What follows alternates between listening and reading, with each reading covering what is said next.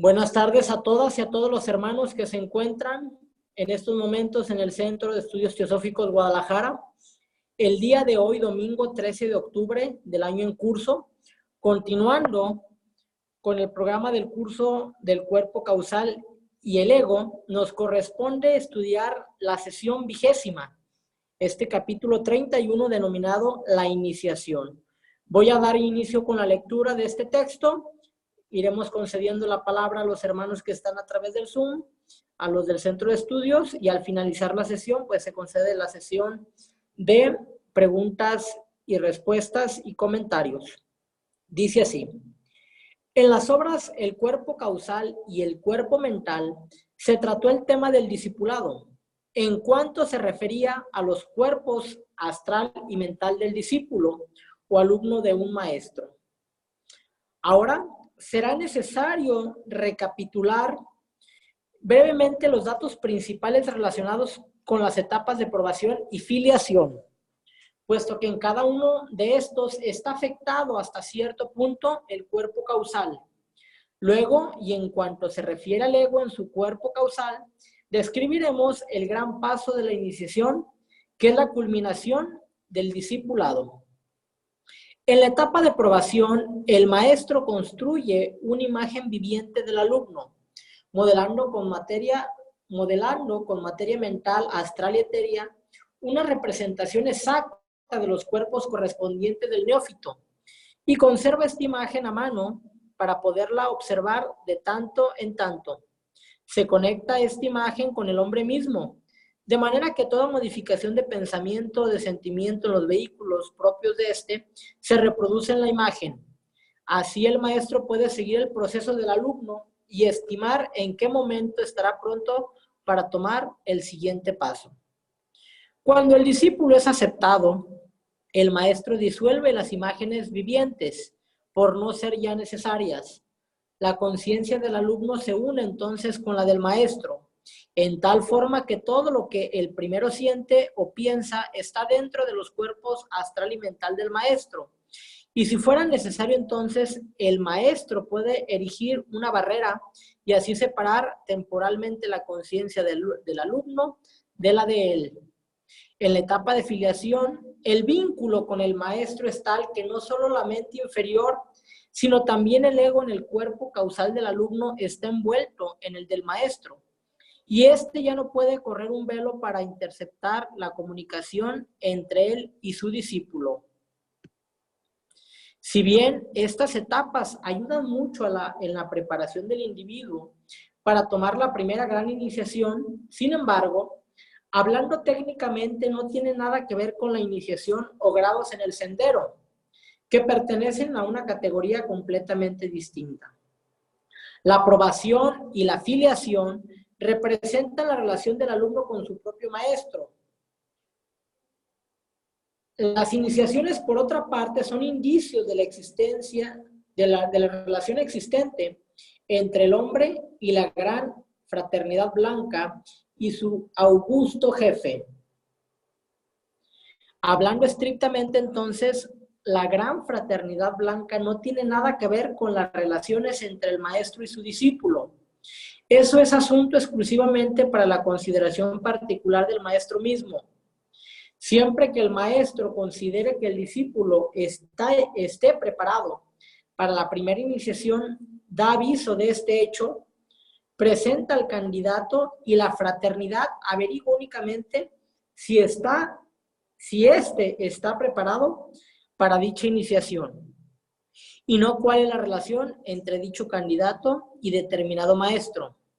Al mismo tiempo es cierto que el candidato para iniciación ha de ser presentado y secundado por dos de los miembros superiores de la fraternidad, y es seguro que el maestro no presentaría una persona para las pruebas de iniciación si no tuviera con respecto a éste la absoluta certeza de su idoneidad, lo que solo alcanzaría como consecuencia de una identificación íntima con la conciencia del candidato, como aquella de la que acabamos de hablar. Como ya se dijo en esta obra en su capítulo 13, la individualización, su mecanismo y finalidad, que en la existencia del hombre hay tres grandes etapas que, dada su importancia, exceden todas las demás. Estas son: primera, la individualización, al empezar el hombre su carrera como ego humano. Segunda, la primera iniciación, cuando el hombre llega a ser miembro de la gran fraternidad blanca. Tercera, la quinta iniciación, cuando el hombre pasa del reino humano y entra en la etapa superhumana. Esta es la meta puesta delante de toda la humanidad. Se dice del hombre que ha tomado la primera iniciación que entra en la corriente. Las palabras empleadas al admitir al candidato en la fraternidad incluyen esta afirmación. Se abre la cita, negrillas y comillas. Ahora estás en salvo para siempre. Has entrado en la corriente. Ahora puedes alcanzar la ribera opuesta. El cristiano le llama el hombre que está salvado seguro. Esto significa que está bien seguro de seguir en esa corriente actual de evolución, que está seguro de no faltar en el día del juicio, o sea, la gran separación en la próxima quinta ronda, y que no será como el escolar que está demasiado retardado para seguir con el resto de la clase. La importancia de la iniciación no reside en la exaltación del individuo, sino en el hecho de que ahora se ha unificado definitivamente con una gran orden, la comunión de los santos, como se denomina en terminología cristiana. El candidato se ha convertido ahora en algo más que hombre individual, puesto que es una unidad en una fuerza magna. La fraternidad no es solo un grupo de hombres, cada uno de los cuales tiene sus propios deberes para cumplir. Es también una estupenda unidad, un instrumento flexible en la mano del Señor del mundo, un arma poderosa de la cual puede Él servirse. Ninguna unidad en todo el esquema pierde la más mínima fracción de su individualidad, sino que ha añadido a esta algo 1000 veces más grande. Cuando se inicia el ego o alma o yo superior, el estudiante ha de notar que es el alma, yo superior o ego al que se inicia, no a la personalidad. Entra a formar parte de la organización más íntima del mundo. Se une con el gran mar de conciencia de la gran fraternidad blanca. Vamos a concederte la palabra a mi hermano Jorge para que nos ayudes con la lectura de las siguientes 3 hojas, por favor. Claro que sí, gracias.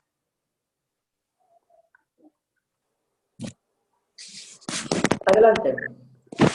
No podrá el nuevo iniciado comprender durante mucho tiempo todo lo que implica esta unión. Tendrá que penetrar mucho en los santuarios antes de poder darse cuenta de lo estrecho que es el vínculo y cuán grande la conciencia del Rey mismo, el Señor del mundo, conciencia que todos los hermanos comparten hasta cierto punto con Él. Es incomprensible e inexpresable aquí abajo. ¿Sí me escucha? Perdón. Sí, claro, continúa. Continúa, mi hermano. Gracias. Como indescriptible, metafísico y sutil, pero sin embargo es una gloriosa realidad, real hasta tal punto que cuando empezamos a darnos cuenta de ello, todo lo demás nos parece irreal.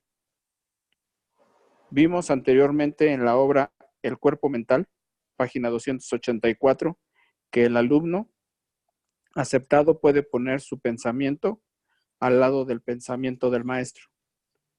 Así, el iniciado puede ahora poner el suyo junto al pensamiento de la fraternidad y atraer así exactamente aquella parte de esa magna conciencia a la que él, en su nivel, puede responder. En el momento de la gran ceremonia, en la que aparece la estrella de la iniciación, se extiende una línea de luz refulgente desde dicha estrella al corazón del iniciador y del corazón del candidato bajo la influencia de ese poderoso magnetismo.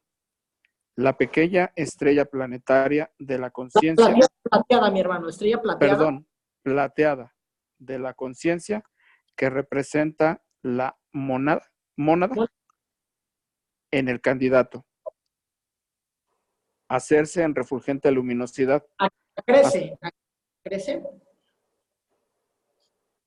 Perdón. Crece. Acrece en refulgente luminosidad hasta colmar su cuerpo casual. Y durante un maravilloso momento, causal. Y durante un maravilloso momento, la mónada y el ego son uno solo.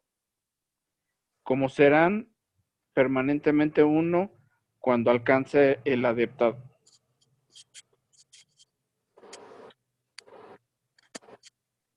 En esta oportunidad la mónada, perdón, es que escucho un ruido en el audífono. Sí, se escucha bien. Adelante.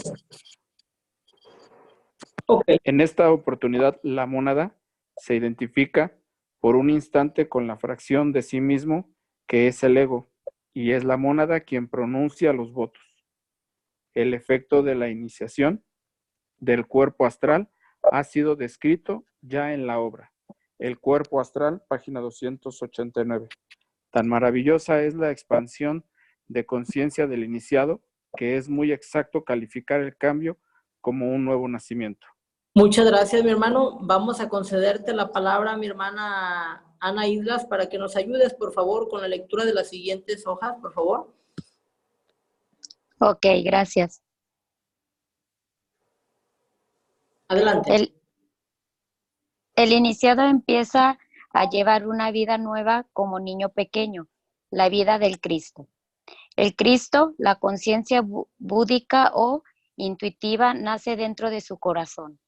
Ahora tiene también el poder de pronunciar la bendición de la fraternidad, una tremenda y preponderante fuerza que puede otorgar o enviar a cualquier de acuerdo a lo que considere el más apropiado o útil.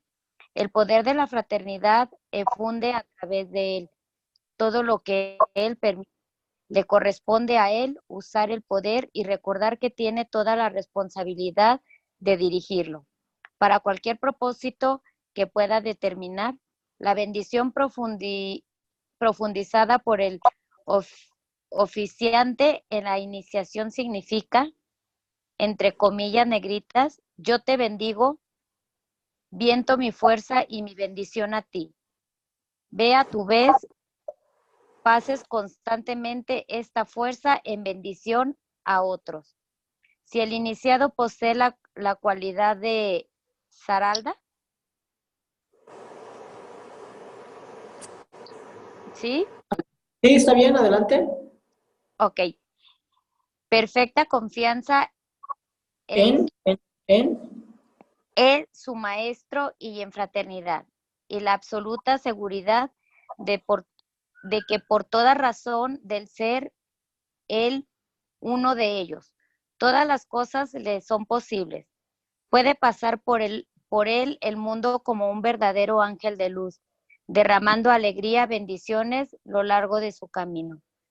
Antes de la iniciación, el alumno probablemente se ejerce ya en el desarrollo de la conciencia búdica, de manera por lo que en general ha tenido experiencias en este nivel. Pero al no ser así, entonces ocurre su primera experiencia en la iniciación. Sin embargo, la iniciación del hombre no alcanza plena conciencia búdica ni tampoco desarrolla en su oportunidad un cuerpo búdico en sentido alguno. Pero en vista de hecho de que no ser así, alguna de las enseñanzas que se darán en el nivel búdico sería incomprensibles para él. Parecería ser indispensable cierto desarrollo de los vehículos búdicos. Cuando se eleva la conciencia búdica al cuerpo causal, a este se le ocurre una cosa muy extraña. Desaparece y el iniciado no está bajo ninguna obligación de tomarlo de nuevo. Muchas gracias, mi hermana. Voy a continuar. Dice, Pero naturalmente esto no es posible, hasta no agotar todo el karma de los planos inferiores, puesto que el hombre no está libre de los resultados abayazadores en los planos inferiores, hasta no desinteresarse completamente de ellos. Si un individuo al ayudar a otro siente plena unidad con él, entonces consigue el resultado de su acción en el plano búdico y no en ninguno de los planos inferiores. Otro factor interesante que conviene tener presente es que existe siempre un karma general perteneciente a una orden o a una nación. Y cada individuo hasta cierto punto es responsable de la acción de todos. Así, por ejemplo, el sacerdote tiene cierta responsabilidad para con todo lo que hace el sacerdocio colectivo, aunque puede no aprobarlo personalmente. El solo hecho de enfocarse en el vehículo búdico es lo que produce la desaparición del cuerpo causal. Tan pronto, empero, sin embargo, significa, como la conciencia desciende nuevamente al plano mental superior, reaparece el cuerpo causal. No es igual a lo que era antes, porque se han disipado las partículas, pero en todo sentido parece ser el mismo cuerpo. En el plano búdico, el hilo más fino que podemos concebir representa al hombre corriente. En cuanto piensa con regularidad en temas superiores y dirige la atención a estos, empieza a ensanchar el hilo. Este se asemeja cada vez más a un cable y luego toma la forma de un embudo, porque según aparece a la visión clarividente, se ensancha en la parte superior y desciende al cuerpo causal. Más tarde, el cuerpo causal se dilata por razón de la entrada pujante de fuerzas, y el embudo aumenta mucho en tamaño, ensanchándose en los dos extremos. En la primera iniciación, para muchos, antecede sin embargo esta experiencia, el hombre, como hemos visto, abandona el cuerpo causal y se precipita en el plano búdico. Cuando ocurre esto, el embudo toma la forma de una esfera. En este nivel existen naturalmente otras dimensiones, de modo que no se puede describir el fenómeno en pleno. Pero esto es tal cual aparece al que puede verlo. En vista de lo que se dijo más arriba, es decir, que no existe obligación alguna de tomar de nuevo el cuerpo causal, resulta que el tiempo que le resta al iniciado antes de alcanzar el nivel de adeptado o la quinta iniciación no involucra en absoluto un descenso al plano físico y por consiguiente puede no tomar lo que comúnmente llamamos encarnaciones. No obstante, en la gran mayoría de los casos, las encarnaciones en el plano físico se toman porque el hombre tiene que cumplir en dicho plano algún trabajo para la gran fraternidad. La conciencia búdica nos da la realización de la conciencia una, compenetrando todo. En realidad, la conciencia una de Dios. Tal realización da una sensación de la mayor seguridad y confianza, el mayor impulso y estímulo imaginables. Bien que al principio podría ser alarmante por razón de que una persona podría sentir que se pierde. Esto, por supuesto, no es el caso. El Cristo dijo, se abre una cita entre negrillas, cursivas y comillas, el que perdiere su vida por mí, por mi causa, la hallará. Cristo representa el principio búdico y está diciendo, se abre una cita, el que por mi causa, es decir, por el desarrollo del Cristo interno, en él ponga a un lado el vehículo causal, donde ha estado viviendo durante tanto tiempo, encontrará a sí mismo, hallará aquella vida que es mucho más noble y mucho más elevada. Para hacer esto se requiere valor y es una experiencia alarmante hallarse de pleno en el vehículo búdico por vez primera y encontrar que ha desaparecido el cuerpo causal, del cual ha estado uno dependiendo durante millones de años. Pero cuando le llegue la experiencia, el hombre sabrá por encima de toda duda que el yo es uno. La idea no se puede transferir, sino que se conocerá al experimentarla. Y nada podrá mover nunca esa certidumbre. Cuando la conciencia búdica actúa plenamente en el cerebro físico, da un valor tan nuevo a los factores de la vida que el individuo no contempla ya a una persona o cosa, sino que es aquella persona o cosa. Podrá reconocer los móviles de otros como los suyos propios, aunque comprenda que otra parte de sí, poseyendo conocimientos mayores o perspectivas distintas, podría actuar en forma completamente diferente. No se ha de suponer, sin embargo, que cuando el hombre entra en la subdivisión inferior del plano búdico, es plenamente consciente enseguida de su unidad con todo lo que existe. Tal perfección de sensación viene solo como resultado de mucha lucha y trabajo, cuando ha alcanzado la subdivisión más elevada del plano búdico. Paso a paso, subplano por subplano, ha de abrirse camino el aspirante porque aún hasta en ese nivel es todavía necesario el esfuerzo si se ha de progresar. El estudiante tiene ahora por delante la obra de desarrollarse en un subplano después de otro. Se encuentra definitivamente en el sendero de la santidad y en el sistema budista se le describe como el Sotpati o Shoan. Se abre una comillas, negritas, la cita dice, el que ha entrado en la corriente. Entre los hindúes se le llama el Paribrajaka, que significa el errante, el que siente no tener ya lugar alguno como morada o refugio en los tres mundos inferiores. El tema de la conciencia búdica se considerará con un poco más amplitud en el capítulo siguiente.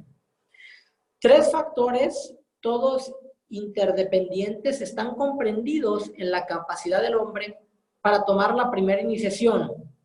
Primero, ha de estar en posesión de un número suficiente de las bien conocidas condiciones. Véase la obra El cuerpo mental, página 277.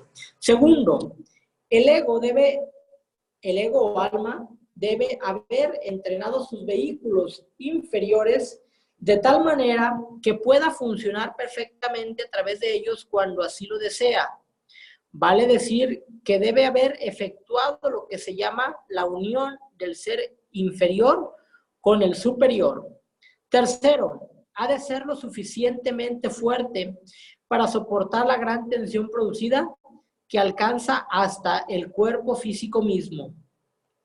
Los iniciados, sin embargo, no son todos de manera alguna de desarrollo igual, como tampoco son iguales en conocimiento todos los hombres que reciben el título de maestro en artes.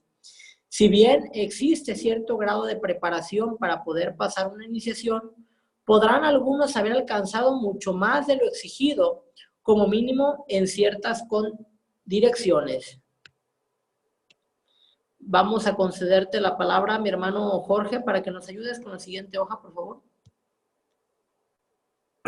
Sí, gracias. De ahí que por razones análogas podrá existir considerable variación en el intervalo entre las inscripciones para el individuo que acaba de pasar la primera iniciación. Es posible, no obstante, poseer en grado considerable las condiciones requeridas para la segunda. Por consiguiente, el intervalo entre las dos iniciaciones puede ser para él de corta e inusitada duración. De otra parte, el candidato que ha tenido solo la suficiente fuerza en todo sentido como para permitirle pasar la primera iniciación, tendrá que desarrollar lentamente en sí mismo todas las facultades adicionales y los conocimientos necesarios para la segunda, de modo que el intervalo que le corresponde sería probablemente muy largo. La iniciación tiene el efecto de cambiar la polaridad de los vehículos mental y casual del hombre. Causal, De es causal. manera, causal del hombre, que de manera que éste se encuentra capacitado para servir en formas que serían imposibles para otros, por más desarrollados que estuviesen en otros sentidos. Al comparar la primera iniciación con la quinta, hemos visto que para aquella se ha de unificar el yo superior con el inferior, de manera que no haya sino el ego actuando en la personalidad. Para la última, no habrá en el ego nada que no fuera aprobado o inspirado por la mónada. Siempre que hace contacto la mónada con nuestras vidas aquí abajo, viene como un Dios de lo alto. En todos los casos de iniciación desciende como un relámpago y por momento breve se unifica con el ego, en la misma forma que la mónada y el ego serían permanentemente uno al alcanzar el adepto. En ciertos momentos importantes y críticos, desciende la mónada como un destello de luz, así como en el caso citado en la obra, se abren comillas, las vidas del Alcione, se cierran comillas, en que Alcione hizo promesa al señor Buda.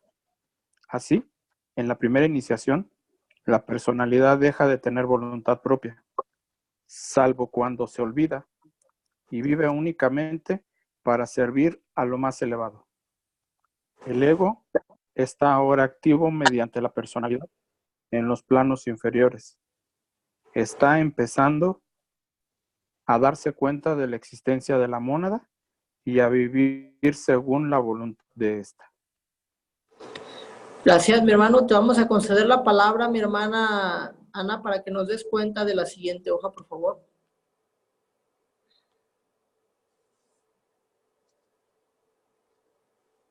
Adelante, mi hermana Ana.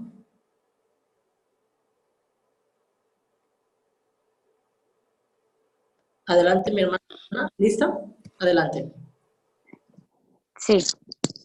La mónada misma ha determinado el camino para la evolución del ego, y éste no puede escoger otro, por estar llegando a su propia expresión y liberándose de la esclavitud misma de los planos elevados. Otra forma de expresar esta verdad, sería decir que, así como el hombre en el sendero de probación tiene que aprender a liberarse de todo cuanto llamamos la personalidad, el iniciado, asimismo, ha de liberarse de su individualidad, del ego reencarnante, de todo modo que, al término del sendero, estará su vida completamente bajo la dirección de la mónada. La individualidad o ego es cosa muy maravillosa, compleja, extremadamente bella y adaptada en forma asombrada a su medio circulante. Realmente es un ser glorioso. La idea del yo separado está impregnado profundamente en nuestras mentes y constituyente parte del ego mismo, que es lo único permanente en nosotros, según alcanza nuestros conocimientos. En las primeras etapas,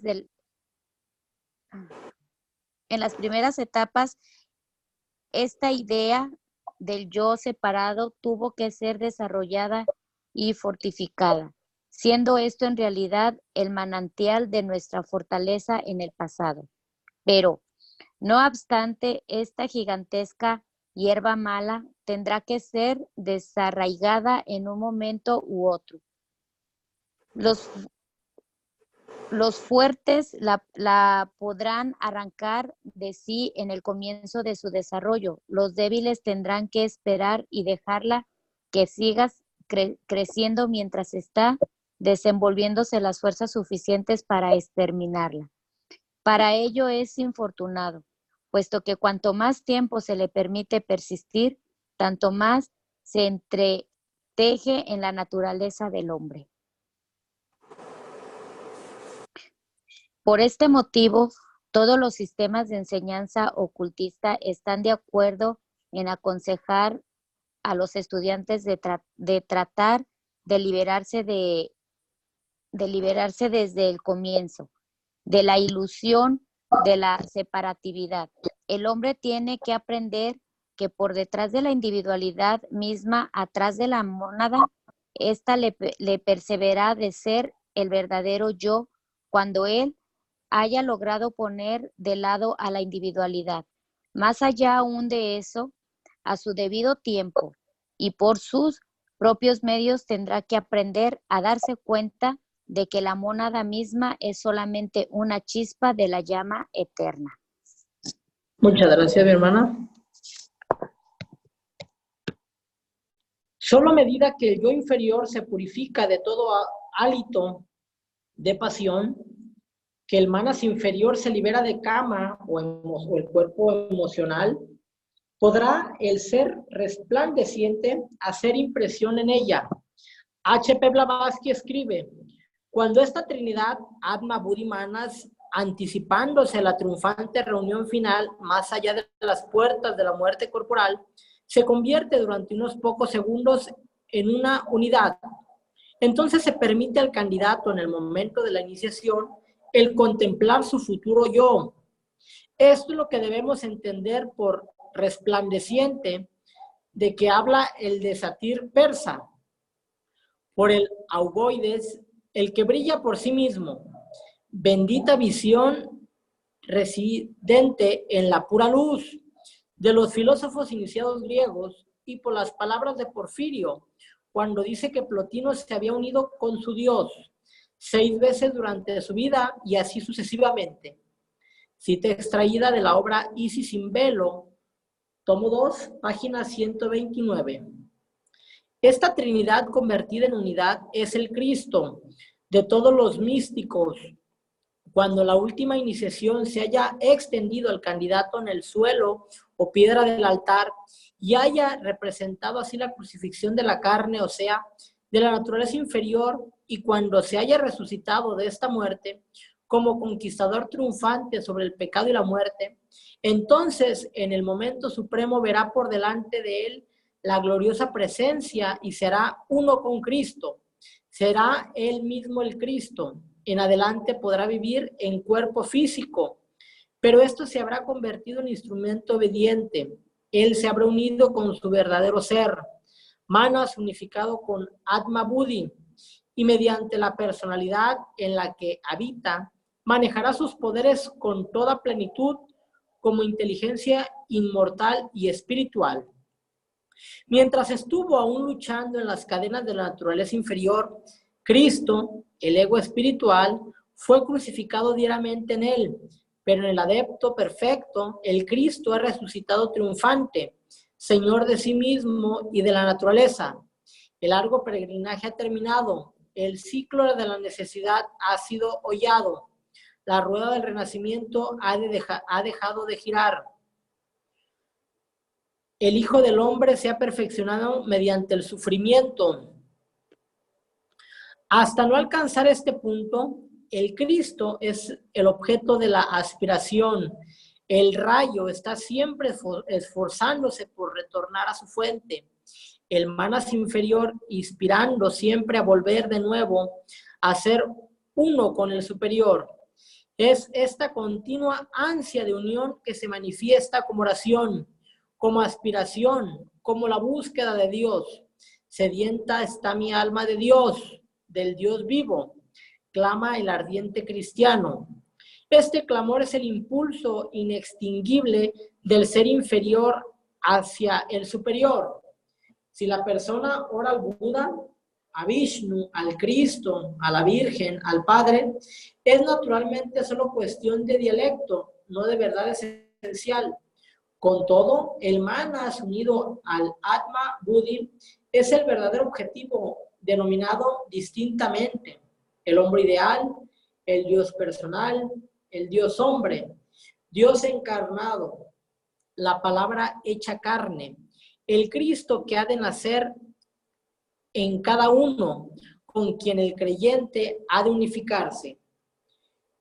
En cuanto el hombre entra en el sendero y converge todas sus energías en él mismo, su ritmo de progreso se acelera enormemente. Este no será por progresión aritmética alguna, es decir, en la relación de 2, 4, 6, 8, etc., ni por progresión geométrica, a saber, en la relación de 2, 4, 8, 16, etc., sino por poderes en la relación 2, 4, 16, 256, etc. Este hecho debiera alentar mucho al estudiante esmerado. Bueno, con esto terminamos la fase teórica, la fase de lectura. Agradecemos a todos su participación. Nos vemos la próxima sesión.